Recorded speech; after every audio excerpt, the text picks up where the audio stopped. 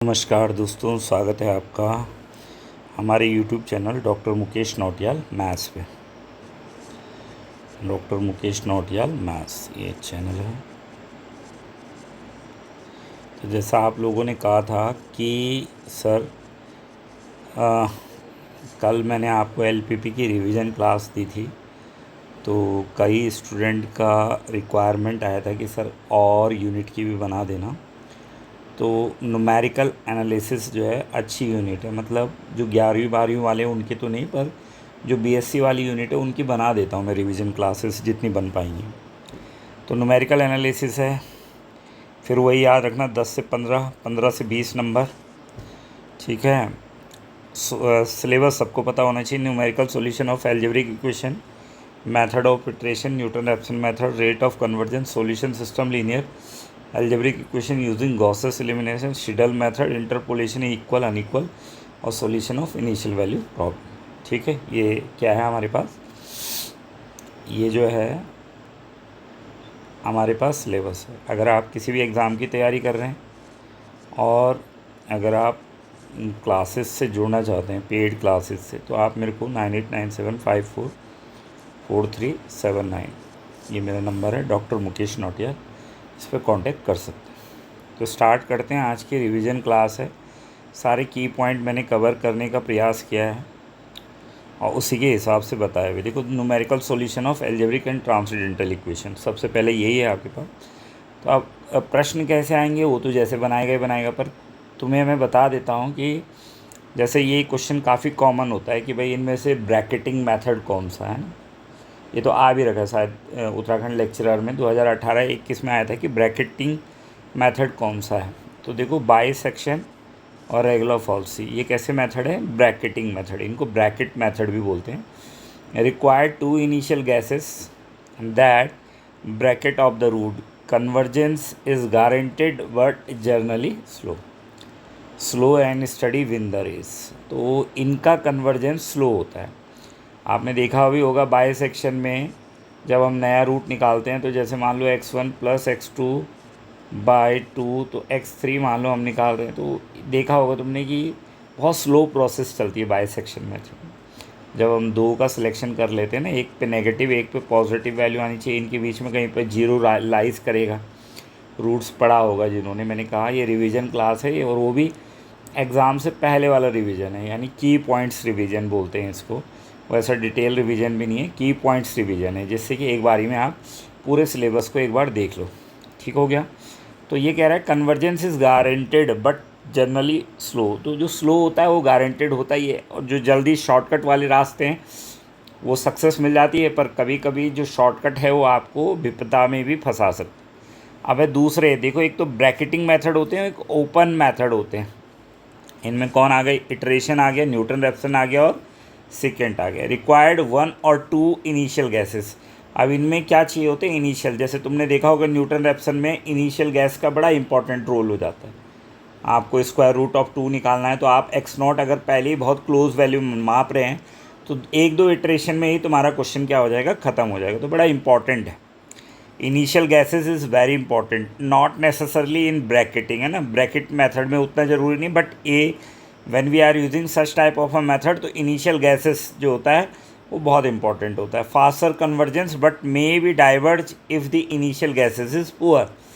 तो देखो, कन्वर्ज बहुत फास्ट करता है। कन्वर्ज का मतलब होता है कि आप सही आंसर की तरफ बहुत तेज़ी से जा रहे हो, लेकिन अगर आपने इनिशियल गलत मान लिया तो आप डाइवर्ज भी हो सकते हो, और आपका जो कन्वर्जिंग रेट है वो क्या हो जाएगा, ख़राब हो जाएगा। ठीक है, क्योंकि इस मेथड की सफलता जो है वो इनिशियल अप्रॉक्सीमेशन पर बहुत ज़्यादा निर्भर करती है। ठीक है बॉस।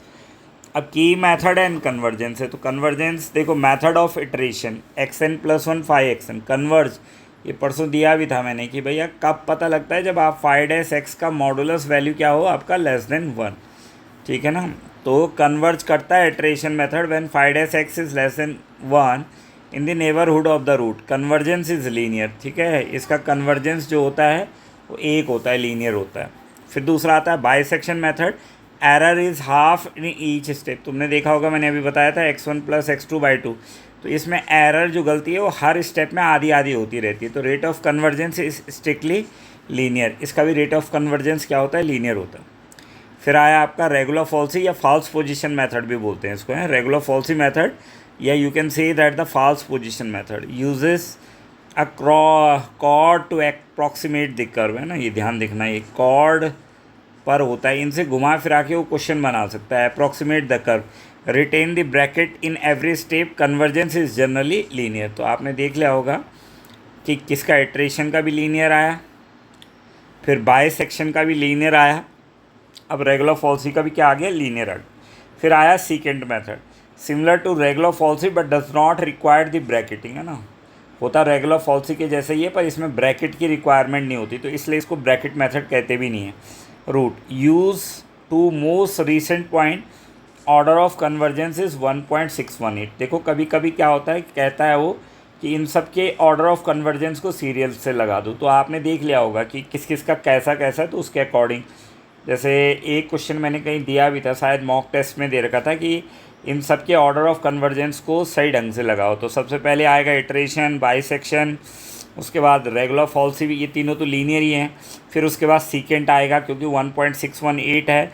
फिर न्यूटन रेफसन का क्वाड्रेटिक होता है तो उसका 2 होता है ना, तो 1.618, दिस इज़ वेरी इंपॉर्टेंट, याद रखना 1.618 क्या होता है, सीकेंट मेथड का जो है आपके पास क्या है, rate of order of convergence है। फिर आ गए आप Newton Raphson method which is very important method in competitive exam, और यू कैन से दैट कि आना ही आना है, 100% क्वेश्चन आता ही आता है। वैसे कोई टॉपिक छूटेगा नहीं, जब 20 क्वेश्चन आने हैं तो लगभग हर टॉपिक पर, ये है कि किसी टॉपिक इतने फेवरेट होते हैं कि 2-3 क्वेश्चन दे देगा, जैसे न्यूटन रेफसन है तो यहाँ 1-2 की जगह 3 दे देगा, वो क्या दिक्कत है।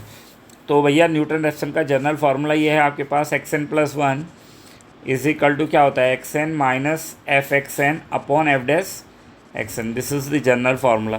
फेल कब होगा भाई, जब ये नीचे वाला 0 हो जाएगा। अरे f'(xn) जब 0 आ जाएगा तो मेथड ही फेल हो जाएगा, तो ठीक लिखा है इसने, फेल, और tangent is parallel to the X axis, ठीक है। Rate of convergence strictly quadratic, order 2 4 simple roots. अगर सिंपल रूट्स की बात करते हैं तो इसका जो रेट ऑफ कन्वर्जेंस है वो कितना है, दुगना है। अब modification and special applications of Newton Raphson method, है ना, मल्टीपल रूट। अब देखो क्या होता है, if root has a multiplicity m is greater than 1, if root has a multiplicity, अगर रूट की मल्टीप्लिसिटी m ग्रेटर देन 1 है, the standard Newton Raphson method converge drop to linear. तो क्या होता है फिर ऐसे क्वेश्चंस के केसेस में कि जो उसका रेट ऑफ कन्वर्जेंस है वो ड्रॉप हो जाता है कहाँ, लीनियर की तरफ। पहले क्वाड्रेटिक था लेकिन ऐसे केसेस में क्या हो जाएगा, ड्रॉप हो जाएगा, कम हो जाएगा उसका रेट ऑफ कन्वर्जेंस, और वो क्या हो जाएगा, linear. To restore the quadratic convergence the modified formula you have to use this, ठीक है। लेकिन अगर आप चाहते हो कि भैया नहीं, मेरे को तो वही सेकंड ऑर्डर का कन्वर्जेंस चाहिए, क्योंकि सेकंड ऑर्डर कन्वर्जेंस का मतलब है आप जल्दी आंसर तक पहुंच रहे हो। कन्वर्जेंस का मतलब होता क्या है, अरे कन्वर्ज का मतलब ही यही होता है, इनमें सॉल्यूशन ऑफ एल्जेब्रिक और ट्रांसेंडेंटल इक्वेशन है कि कौन सा वो आपके अंदर क्या ऐसी कैपेसिटी है जो आपको सही आंसर तक ले जाती है। तो वही तो है कन्वर्जेंस की, कितनी तेज़ पावर है। जैसे अब मैं कह रहा हूँ न्यूटन रेफसन की ट्वाइस है, तो ट्वाइस का मतलब ही यही है कि वो बहुत दुगना रेट से तुमको क्या ले जाता है, सही आंसर के पास ले जाता है, ठीक हो गया। तो फिर उस केस में यहाँ पर क्या लग जाएगा, m लग जाएगा ना, बाकी तो सेम ही है, ऊपर देख रहे होंगे आप xn fxn अपॉन f'(x), लेकिन यहाँ पर क्या लग जाएगा, m लग जाएगा। अगर m तो standard Newton Raphson drop to linear, तो इस केस में क्या हो जाता है, लीनियर हो जाता है इसका convergence. To restore the quadratic convergence of the modification formula is this, ठीक है। लेकिन to restore the quadratic convergence, लेकिन अगर आपको क्वाड्रेटिक कन्वर्जेंस चाहिए, the modification formula is this, then you can use this formula, ठीक है साहब, क्लियर हो गया। उससे मत उस वाला नहीं, m वाला लगाओगे तो वो रिस्टोर कर लेगा अपने जो कन्वर्जेंस का रेट होता है उसका। अब अगर आपके पास inverse root, square root, cube root, अरे याद रखना है, square root, reciprocal root, square root, cube root और nth रूट, kth रूट बोलो या nth रूट बोलो, इनके याद कर लेना, ये आने ही आने हैं। लेकिन पेपर में अगर याद रहेगा टाइम बचता है। तो देखो ये लिखा हुआ मैंने, इन्वर्स निकालने का xn, स्क्वायर रूट निकालने का फार्मूला ये है, और kth रूट निकालने का 1/k-1x n अपॉन x की पावर n k-1, ठीक है। ये क्या हो गया आपका kth रूट का हो गया। अब आ जाओ system of linear and algebraic equation, ये भी है हमारे सिलेबस की, सारी यूनिट वाइज बता रखा है। तो इसमें कौन कौन से 2 ही मेथड है हमारे पास, गॉसेस एलिमिनेशन और गॉसेस सिडल मेथड। इसको डायरेक्ट मेथड भी कहते हैं, वेरी इंपॉर्टेंट है ना। क्वेश्चन आ सकता है पेपर में, way out of these method which one is the known which known as a direct method. So you have to remember that the Gaussian elimination method is also known as the direct method. तो direct method transform the augmented matrix into an upper triangular matrix। ये question भी दिया था मैंने कि भैया किस में कन्वर्ट करता है वो, तो ऑगमेंटेड मैट्रिक्स को किस में करता है, अपर ट्रायंगुलर मैट्रिक्स में कन्वर्ट करता है। Followed by the back substitution, followed by the back substitution highly susceptible to the round off the error using pivoting partial of complete is use. ठीक है ना, तो ये क्या है, गॉसेस। उसके बाद इसी का भाई है गॉसेस सिडल, लेकिन इसको डायरेक्ट कहते हैं, इसको इटरेटिव मेथड कहते हैं, यानी इसमें इटरेशन से करेंगे, ये डायरेक्ट निकल जाता है हमारे पास। गॉसेस एलिमिनेशन जो हमने 12वीं में मैट्रिक्स मेथड पढ़ा है वहाँ से भी निकाल सकते हो X is equal to B से। बट गॉसेस ले जो सिडल मेथड है, you have to use the iteration method, iterative method, यानी आपको इटरेशन का यूज़ करना पड़ेगा। A modification of the Jacobi, देखो अब ये क्वेश्चन भी आ सकता है कि भाई गॉसेस सिडल मेथड किसका मॉडिफिकेशन है, तो याद रखना ये modifications of the Jacobi method है ना। This is important question. A modification of Jacobi method where the most recently calculated values of variable are use immediately in the current iteration step. ठीक है ना, क्लियर हो गया। उसके बाद है कन्वर्जेंस की कंडीशन। तो कंडीशन क्या होगी, अभी बताया मैंने। कन्वर्जेंस का मतलब है कि आपके अंदर कितनी ज़्यादा पावर है कि आप सही आंसर की तरफ कितनी तेज़ी से जाते हो। कैलकुलेशन के दौरान अगर आप कैलकुलेशन इस तरीके से कर रहे हो कि आप सही आंसर पर तेज़ी से पहुंचोगे, तो वही आपका कन्वर्जिंग पावर है। तो कन्वर्जेंस कंडीशन है, Gauss's Seidel is guaranteed to converge if the coefficient matrix is strictly diagonally dominated. अगर आप कोएफिशिएंट मैट्रिक्स को स्ट्रिक्टली डायगोनली डोमिनेटेड बनाते हो तो गॉसेस सिडल आपको क्या करता है, गारंटेड कन्वर्जेंस देता है। ठीक हो गया, ये लिखा भी है इसमें। कैलकुलेट, उसके बाद है calculus of finite difference, very very important unit है ना, बहुत क्वेश्चन आते हैं इससे भी, वेरी वेरी इंपॉर्टेंट यूनिट है कैलकुलस ऑफ फाइनाइट। तो इसमें फॉरवर्ड का फॉर्मूला है, forward difference, backward difference, shift operator, central operator, average operator, ये याद रखने हैं। These are the very important. इन्हीं के बीच में खेलता रहता है ओके, कभी इनके बीच में रिलेशन, कभी इनके बीच में रिलेशन, ऐसा क्वेश्चन पूछ लेता है। लेकिन ये याद होने चाहिए, कईयों को तो ये भी याद नहीं होती कि सेंट्रल ऑपरेटर का क्या फार्मूला है, एवरेज ऑपरेटर का क्या फार्मूला है, ठीक है, शिफ्ट ऑपरेटर क्या है, बैकवर्ड ऑपरेटर क्या है, फॉरवर्ड ऑपरेटर क्या है। ठीक है बॉस, कोई दिक्कत हो तो पूछ लेना, अलग से बताना, कमेंट कर लिया करो। मैंने फिर कहा ये क्विक रिवीजन है और उनके लिए जिन्होंने साल भर पढ़ रखा है उनको चीज़ें समझ में आएगी। अगर कोई फर्स्ट टाइम पढ़ेगा तो उसके लिए थोड़ा सा क्या हो जाएगा, सारा चीज़ें अननोन हो जाएगी। हाँ, या तो उसने बीएससी एमएससी में ढंग से पढ़ रखा हो। तो ये क्विक रिवीजन नोट्स है, तो उसी हिसाब से डिज़ाइन। ये भी बड़ा अच्छा क्वेश्चन है। ई बराबर 1 + 1 माइनस डेल्टा की पावर माइनस और ई की पावर एच टी है ना, कभी कभी ये आता है ये क्वेश्चन, भाई डिफरेंस कैलकुलस का जो होता है और उसमें रिलेशन बताने के लिए, तो बड़ा इंपॉर्टेंट है। कैलकुलस टू डिफरेंशियल कैलकुलस, तो ये कुछ रिलेशंस हैं, ये भी आ सकते हैं, इनके आपस में रिलेशन आपसे पूछे जा सकते हैं। मैंने बता दिया, इन सबको ध्यान देना। फॉरवर्ड का बैकवर्ड के साथ, बैकवर्ड का शिफ्ट के साथ, शिफ्ट का एवरेज के साथ, एवरेज का सेंट्रल के साथ मिक्स करके अलग अलग क्वेश्चन वो बना के पूछते हैं। लेकिन आप इंडिविजुअली अगर आपको पता होगा पांचों की वैल्यू कि ये फॉरवर्ड है, ये बैकवर्ड है, ये शिफ्ट है, ये सेंट्रल है और ये एवरेज है, सो आपको वहीं पर एग्ज़ाम में वेरीफाई करना आसान हो जाएगा, क्योंकि निकालना नहीं है, वेरीफाई करना है। तो वेरीफाई करने के लिए तुम्हें ये वैल्यू चाहिए होंगी, तो जिसको ये वैल्यू याद होंगी वही तो वेरीफाई करेगा यार। ठीक है, नेक्स्ट है fundamental theorem of factorial notation. तो सबको पता है कि पॉलिनोमियल के रिगार्डिंग होती है वो डेल एन एफ एक्स वाली जो होती है, तो उसकी वैल्यू क्या आती है, उसकी वैल्यू आती है एन फैक्टोरियल एच की पावर एन और ए एन, है ना, या ए नॉट सॉरी, है ना। तो ये ले लो, तो एन फैक्टोरियल जो यहाँ पर होगा, ए नॉट जो है उसका कॉफिशेंट होता है और एच की पावर एन जो डिफरेंस दे रखा होगा उन्होंने। ठीक है, फैक्टोरियल पॉलिनोमियल भी याद रखना है, एक्स एन की वैल्यू ये होती है और डिफरेंस ये भी कई बार आ रखा है पेपर में कि del X N factorial notation में एन एच एक्स एन -1 ये होती है इसकी वैल्यू। ठीक है ना,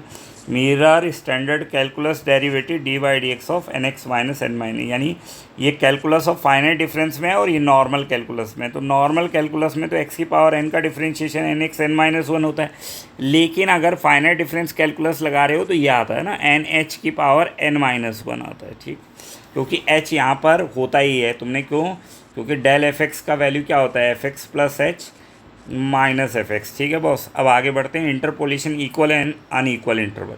तो देखो Newton Gregory forward formula, forward difference best use for interpolating the values near the beginning of the table.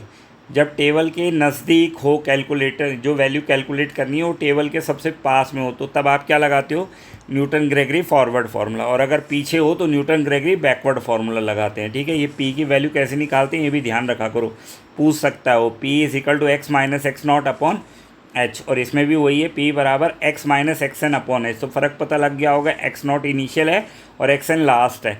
तो ये ध्यान देना, ये भी पूछ सकता है, बहुत छोटी छोटी चीज़ें वो आपसे पूछ सकता है।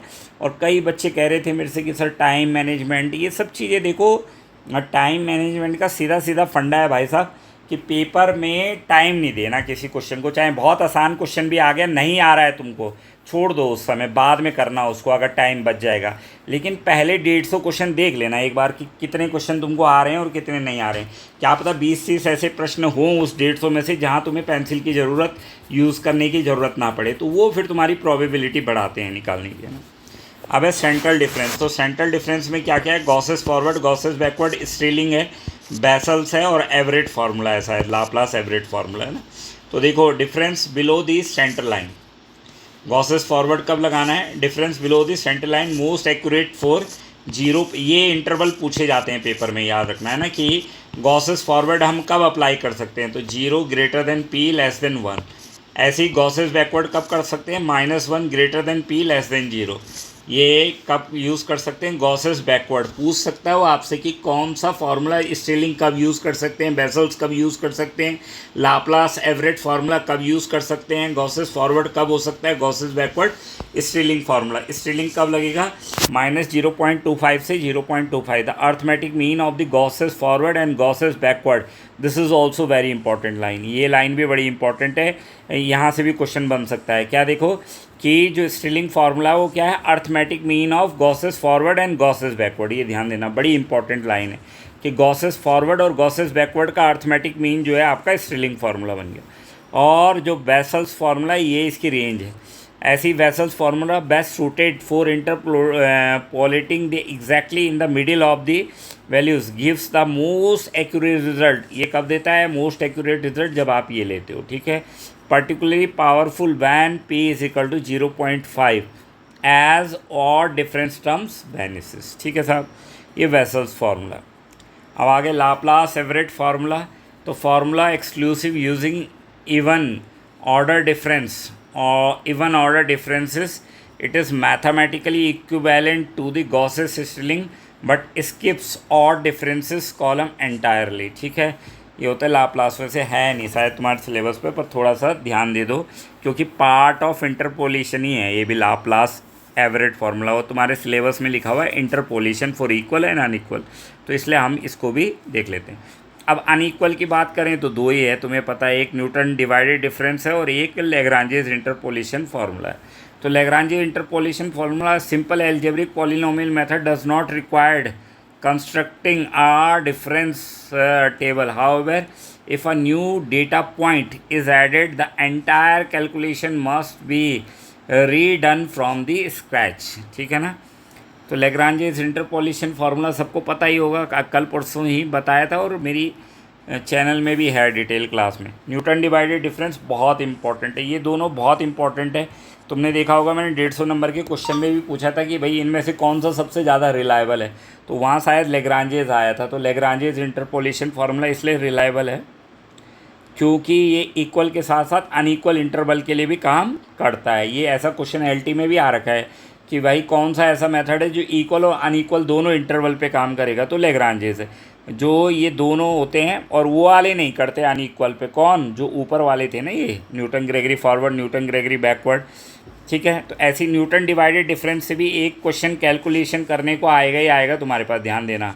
कैलकुलेशन करने को आएगा ही आएगा, जैसे ऐसा निकालने को ले आता है। बड़ा important question, Newton divide uses are divided difference table, major advantage if an additional data point is introduce only one new term need to be added without calculating recalculating the previous terms. ठीक है, ये इसकी property है भाई, x not x one f x not x one. Solution of the initial value problem, तो general term होती है इसकी y dash is equal to F of x comma Y, है ना, और ये इनिशियल कंडीशन है इसके पास। ठीक है, तो अब आपके आगे इनिशियल वैल्यू प्रॉब्लम में कौन कौन आएगा, पिकार्ड आएगा, यूलर्स आएगा, मॉडिफाइड यूलर्स आएगा और रंगाकोटा। सबसे खतरनाक यही है रंगाकोटा, ध्यान दो इसको। First phase, second phase, third, first order Runge Kutta, second order Runge Kutta, third order Runge Kutta और फोर्थ ऑर्डर रंगाकोटा। इनमें इटरेशन विटरेशन सब पता होना चाहिए तुम्हें। तो Picard method and analytic method, successive approximation, देखो ये चीज़ें इंपॉर्टेंट है। which method is known as the successive approximation method? So you know that the successive approximation method is known as the Picard method. Then we have a Euler's method, geometrically represent taking tangent steps. ठीक है, very low accuracy and global error is 0h। ये ध्यान देना है, इसकी global error क्या होता है, ये होता है, यानी इसका मतलब है कि गलती होने के कितने चांसेस इसके अंदर हैं। ठीक है, अब modified Euler's method usage a predictor character approaches averaging the slopes at the beginning and the end of the interval. Global error इसकी भी कितनी हो जाती है, 0h² हो जाती है। ध्यान देना, ये भी पूछ लेता है वो एरर वाला, ये 0h², ये इसी से कनेक्टेड है। भले एरर फार्मूला नहीं है, बट जब ये पढ़ रहे हो तो ये भी आपको पढ़ना पड़ता है। रंगाकुटा, कई लोग बोल रहे हैं ना आउट ऑफ सिलेबस होता है, कुछ नहीं होता आउट ऑफ सिलेबस यार, पढ़ के रखो सब काम आएगा।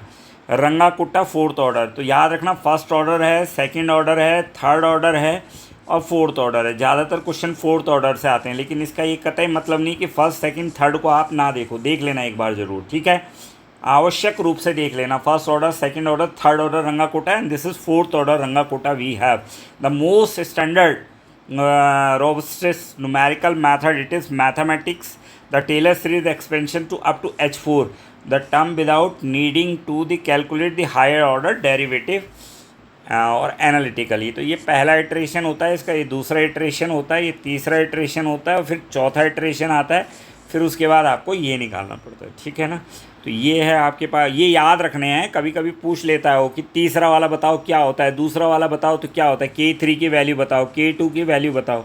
तो अगर याद होगा तभी तो लिखोगे, नहीं तो याद नहीं होगा तो कैसे लिखोगे, तो हौच पौच कर दोगे, थ्री वाली को यहाँ लिख दिया, 2 वाले को यहाँ लिख दिया, सारा गड़बड़ झाला हो जाएगा। तो ध्यान रखना, ये फार्मूला याद रखना तीनों का, first order, second order, third order Runge Kutta, इनको याद रखो कि कैसे लगाते हैं इनको, HF x0 x/2 yn k1/2, ये सब याद रहना चाहिए। ठीक है, एरर इसका कितना है, h4 है इसका, है ना।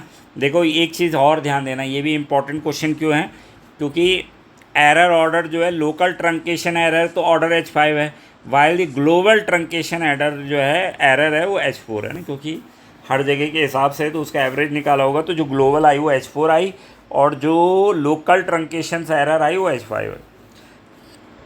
अब देखो high probability objective questions for revision, है ना, रिवीजन के लिए जो हाई प्रोबेबिलिटी वाले क्वेश्चंस हैं वो देख लीजिए। बोलता तो ये आपको पता है x माइनस आर, तो x² minus r is equal to 0, इसको आप fx मानोगे, x² माइनस आर, फिर f' करोगे तो ये आएगा 2x माइनस 0। ठीक है ना, 2x माइनस 0 हो गया। तो फिर इनकी वैल्यू रख रुक के अपने आप जो निकलेगा वो आपको पता है, ये फार्मूला बनता है इसका। ठीक है ना, क्या बनता है इसका फार्मूला, ये बनेगा आपके पास क्या, जो ये फार्मूला बनता है किसका, स्क्वायर रूट का ये बनता है, फिर क्यू रूट का भी बनेगा, सबका बनता है इसमें। तो ये आ जाएगा, देखो f' आ गया 2x, तो xn इसमें वैल्यू रखोगे तो ये आ जाएगा, कौन सा, याद रखो इसको, xn+1 1/2 xn/r/xn, है ना। ये किसका था, ये स्क्वायर रूट का था। फिर आ जाएंगे आप which of the following interpol, ऐसे क्यूब रूट का भी आ सकता है, nth रूट का भी आ सकता है, kth रूट का भी आ सकता है, किसी का भी आ सकता है पेपर में, पर आएगा जरूर, ये ध्यान देना। चाहे square root, cube root, nth root, कोई भी रूट है, पर एक इस टाइप का क्वेश्चन, एक या दो क्वेश्चन 100% श्योर है आपके एग्जाम में आएंगे, बहुत हैं, तैयारी करो। विच of the following interpolation formula best suited to find the value of the functions near the middle of the tabulated below अब देखो दिस इज़ वेरी इंपॉर्टेंट। अब जिसने वो वैल्यू याद नहीं करी होगी कि पी की वैल्यू कब होता है तो कौन सा फॉर्मूला लगता है और पी की वैल्यू कब होता है तो ऊपर बताया था मैंने। तो अगर 0.5 के करीब हो तो आपको लगाना है कौन सा, बेसल्स फार्मूला। कौन सा लगाना है, बेसल्स फार्मूला लगाना है। If you have p is equal to near about भी होगा तो कितना है 0.5 है तो आप कौन सा लगाओगे, बेसल्स लगाओगे। ठीक है बॉस। इसी के अलावा देखो Bessel's formula is specifically optimize for p is equal to 1 by where is the odd difference term drop out reading the high accurate average Stirling is better around p is equal to 0, है ना। ये कहाँ पर best result देता है, P is equal to 0 के along ये है जो आपका बेसल्स है, ये बेस्ट रिजल्ट देता है। फिर आगे बढ़े आप, if the method of iteration, तो ये दे रखा आपको xn+1 is equal to 5xn, है ना। Sequence strictly converges to the root alpha in the interval containing the root. ठीक है, तो क्या होगा सबको पता है 5-x इज इक्वल टू क्या होता है, <1 होता है। ये कल परसों जो टेस्ट लिया था उसमें भी मैंने बताया था। और इसको भी याद रखना क्या, en+1 अपॉन en, ठीक है, इज इक्वल टू क्या होता है, ये 5 साई जो भी लिख रहे हैं तो ये हो जाएगा। ठीक है, ये कन्वर्जेंस के लिए यूज़ होता है। The multiplier will be <1। What is the rate of convergence of the सीकेंड, तो अभी बताया था 1.618 ये होता है ना। ये ध्यान देना, बड़ा इंपॉर्टेंट क्वेश्चन है और इसको लॉजिकली भी आप कैलकुलेट कर सकते हो। ये मैंने प्रयास किया हुआ है यहाँ पर, है ना। 1.6 if a polynomial of degree n then its n+1th derivative difference is 0 होगा। अरे ये तो सिंपल ही लॉ है कि कोई अगर nth ऑर्डर का है तो इससे एक बड़ा ऑर्डर निकालोगे डिफरेंशिएट तो वो क्या हो जाएगा तुम्हारा, 0 हो जाएगा ना, 0 होता है। ठीक है, क्योंकि fundamental theorem finite difference state that if nth difference of a polymer degree is at constant making any subsequent difference exactly 0 हो जाएगा। Necessary and sufficient condition for the Gauss Seidel iterative method to converge for a system of linear equation is that coefficient matrix is, तो क्या होगा साहब, ये strictly diagonally dominate होना चाहिए। ये तो मैंने उसमें भी दिया था, किसमें 150 क्वेश्चन का जो टेस्ट है उसमें भी दिया था, पर उसमें ये ऑप्शन कुछ अलग लैंग्वेज में बट मीनिंग सेम है ना। उससे फ़र्क नहीं पड़ता है कि एक क्रीम पाउडर लगा रखा, मुंह धुलोगे तो सब एक जैसे हो जाओगे। ठीक है, तो ये आ जाएगा, इसका क्या डी हो गया। नेक्स्ट देख लो, लॉजिक क्या कह रहा है वो उसमें कि diagonal dominate ensure that the iterative vector map to smaller and the smaller error vector guaranteeing converge regardless of the initial guesses. Which of the following relationship between the shift operator and differential operator is correct? तो आपको पता होना चाहिए shift operator और differential operator के बीच में कौन सा रिलेशन सही है। तो ये है, ये शिफ्ट ऑपरेटर है, ये ई एक्सपोनेंशियल फंक्शन है और ये डी है, ये आपका क्या है, डिफरेंशियल ऑपरेटर है। तो ये रिलेशन होता है EEST। ठीक है, इसको आप निकाल भी सकते हो किससे, टेलर सीरीज़ लगाओ निकल जाएगा। ये निकाल रखा है मैंने यहाँ पर, ये खोला, फिर इसको e⁻HD लिख लेंगे इतने को, जब fx कॉमन ले लेंगे तो तब हो जाएगा वो e⁻HD। ठीक हो गया ना। तो ये इंपॉर्टेंट फार्मूला है, e बराबर e⁻। अब है for an initial value problem the global truncation error in the standard Runge Kutta fourth order method is of, तो कितना होता है c, मैंने कहा ग्लोबल में कितना होता है 4 और लोकल में 5, ऐसे ही था ऊपर बताया था मैंने। The local truncation error is of order H5, है ना, और जो ग्लोबल होती है वो कितना होता है, ऑर्डर H4 होता है, ध्यान देना।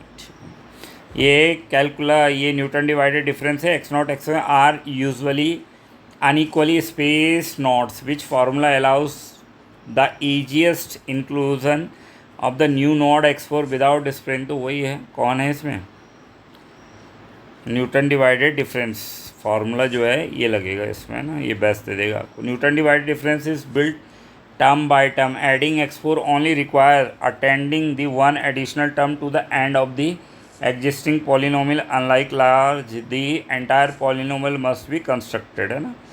ठीक हो गया, अब आगे बढ़े। when Newton Raphson is applied to find a root, multiplicity है m इज इक्वल टू 3, ये दे रखा है। The standard formula exist which rate of convergence, तो देखो ये x-2 है क्योंकि रेट ऑफ ये 3 दे रखा है, तो लीनियर सुपर लीनियर, तो ये क्या हो जाएगा आपका, लीनियर हो जाएगा। ठीक है, करके देखो। The standard NR method loosed its quadratic convergence property for the multiple root, multiple root के लिए वो अपनी क्या कर देता है, क्वाड्रेटिक कन्वर्जेंस प्रॉपर्टी है उसको ख़त्म कर देता है, खो देता है at the root, and slow down to linear convergence.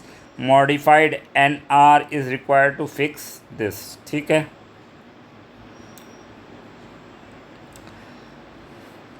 Clear. तो ये कुछ पॉइंट्स थे जो मैंने आपको बताए, और ये ध्यान भी रखने हैं आपको क्योंकि काफ़ी इंपॉर्टेंट पॉइंट। देखो कुछ क्वेश्चन है, मैं ऐसे पढ़ के सुना रहा हूँ तुमको कि the local truncation error of the fourth order Runge Kutta method is of the order H3 H4 H5 H6। तो आपको पता है लोकल वाला जो है H5 है और जो ग्लोबल है वो H4 है ना यार। लोकल फॉर वोकल याद रखना है ना।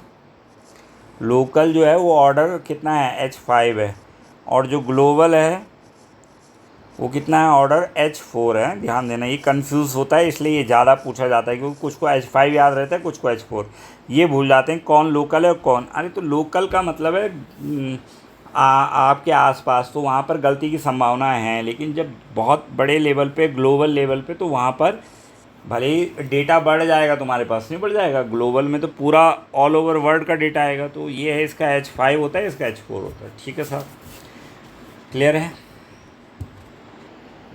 अब जैसे मैंने कई बार बोला कि असर्शन और रीज़न वाले क्वेश्चन भी थोड़े तैयार करो। जैसे ही कह रहा है कि the standard Newton Raphson method is always exist quadratic convergence to a root, है ना। क्या कह रहा है, द स्टैंडर्ड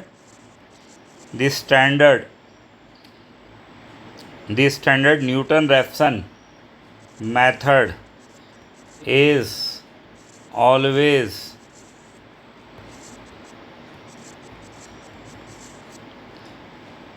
क्या है, quadratic convergence to a root. ठीक है ना। तो देखो इस केस में रीज़न दे रखा है कि quadratic convergence mean that the number of the correct digit रफली डबल्ड इन ईच इटरेशन। तो इसमें जो होगा डी ऑप्शन आएगा आपका कि असर्शन इज़ फॉल्स और रीज़न ट्रू है। असर्शन जो है दे रखा वो फॉल्स है। इसमें जो असर्शन है जो पहला दिया था उसने क्या दे रखा था आपको असर्शन कि the standard Newton Raphson method is always exist quadratic convergence to a root. तो अभी बताया था आपको कि हमेशा क्वाड्रेटिक नहीं है, जब मल्टीपल में आता है तो वो लीनियर हो जाता है। तो ये क्या है, रीज़न तो सही है इसका, लेकिन असर्शन क्या है, गलत है। एक आपके पास ऐसे भी आ सकता है, 3-4 मेथड दे रखे होंगे, पूछेगा हाईएस्ट रेट ऑफ कन्वर्जेंस किसका होता है। ठीक है ना। तो आपको पता ही है कि हाईएस्ट रेट ऑफ कन्वर्जेंस किसका होता है, न्यूटन रेफसन का होता है। लेकिन कब होता है, जब फंक्शन क्या हो, सिंपल हो। मल्टीपल में वो घट के लीनियर हो जाता है। तो देख लेना, समझ लेना, क्वेश्चन में पूछना क्या चाहता है उसके अकॉर्डिंग आपको क्या करना है, आंसर देना है। ऐसा नहीं कि आंख बंद कर करके आंसर दे रहे हो। ठीक हो गया, क्लियर है। सारे ऑपरेटर्स में रिलेशन देख लो, जितने भी बताया मैंने, फॉरवर्ड हो गया, बैकवर्ड हो गया, शिफ्ट हो गया, एवरेज हो गया और सेंट्रल डिफरेंस ऑपरेटर हो गया। जितने भी ऑपरेटर हैं उनके बीच में रिलेशंस अच्छे से पढ़ने हैं। यहाँ से क्वेश्चन 100% बनता ही बनता है। ठीक है ना। क्यू स्क्वायर रूट आना चाहिए, क्यूब रूट आपको आना चाहिए, nth रूट आपको आना चाहिए, है ना। ग्लोबल ट्रंकेशंस एरर आनी चाहिए, लोकल ट्रंकेशंस एरर आपको आना चाहिए। क्लियर हो गया, कोई दिक्कत नहीं होगी। ब्रैकेट मेथड मैंने बता दिया आपको, बाइसेक्शन, रेगुलर फॉल्सी, बहुत सारी चीज़ें हैं, समझनी है, करनी है, और तब जाके आपका क्या होगा, रिवीजन जो है ये लगता तुमको लग रही होगी कि छोटी यूनिट है, बट द यूनिट है ये बड़ी, है ना। असर्शन रीज़न पे थोड़ा काम कर लो। जैसे असर्शन दे रखा आपको, bisection method is guaranteed but slow method of convergence to a root of a non linear equation. तो इसका रीज़न दे रखा है इन्होंने, the Newton Raphson method with a sufficiently close starting as always converse to the root faster than the bisection method, है ना। तो सही बोल रहा है वो, पहले वाला भी ठीक बोल रहा है कि भाई बाइसेक्शन मेथड जो है गारंटेड देता है convergence, but slow method of convergence to a root of non linear equation, है ना। तो बाइसेक्शन मेथड गारंटेड कन्वर्जेंस तो देता है, लेकिन स्लो है वो, क्या है, slow to a root of non linear equation के लिए स्लो है। और न्यूटन रेफसन मेथड क्या है, with a sufficiently close starting guesses always converse to the root faster than the bisection. तो बिल्कुल ठीक है कि असर्शन भी सही है और उसका रीज़न भी क्या है, सही है। ठीक हो गया।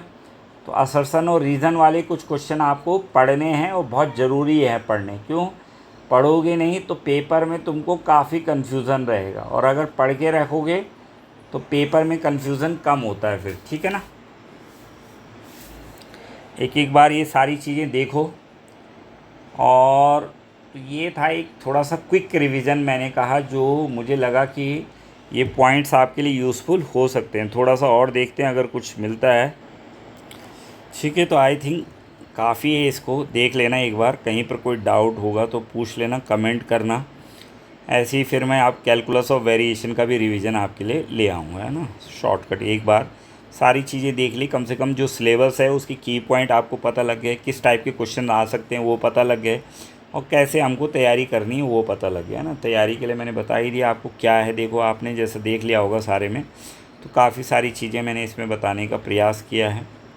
और पुनः मैंने कहा कि अगर आप लोगों को किसी को उत्तराखंड एलटी या किसी भी एग्ज़ाम की तैयारी करनी है और उससे रिलेटेड आपको पेड क्लासेस से जुड़ना है तो मुझे कांटेक्ट कर सकते हैं। बाकी नहीं तो जो फ्री क्लासेस हैं वो यूट्यूब पे लगातार चलती रहती हैं, क्योंकि अब आपको देखा होगा कि पॉलिटेक्निक लेक्चरर भी क्लियर होने वाला है, तो सितंबर अक्टूबर तक उसका भी एग्ज़ाम होने की पूरी संभावनाएं हैं, ठीक है। जो उत्तराखंड पॉलिटेक्निक लेक्चरर एग्ज़ाम है तो उसका भी मैंने अभी पूरा पेड बैच पढ़ाया, तो रिकॉर्डेड बैच मेरे पास सब चीज़ों के हैं। अगर आप लोगों को चाहिए तो आप लोग कांटेक्ट कर सकते हैं, ठीक है। ओके, थैंक यू, मिलते हैं फिर नेक्स्ट क्लास में।